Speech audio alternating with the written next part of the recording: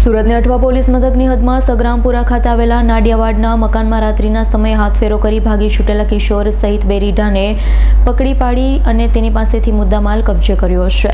Athwa police મથકનો staff પેટ્રોલિંગમાં હતો ત્યારે બાતમીના આધારે ભાગા તળાવ જનતા માર્કેટ ખાતેથી રીઢા ચોર ઓન અસમાન નગર અને લાજપોર ખાતે ઉમેદનગરમાં રહેતા યુપીવાસી સોહેલ ઉર્ફે બાટો ઇશુરાર શેખ તેની સાથેના કિશોરને ઝડપી પાડ્યા હતા. તેઓ પાસેથી ઓપ્પો મોબાઈલ ફોન અને રોકડા રૂપિયા કબજે લીધા.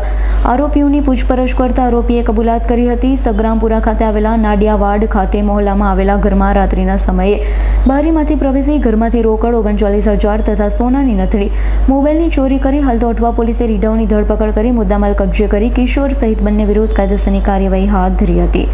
Bureau report S9 news Surat. અમારી તમામ માહિતીથી અપડેટ રહેવા માટે જોડાયેલા રહો S9 ન્યૂઝ સાથે.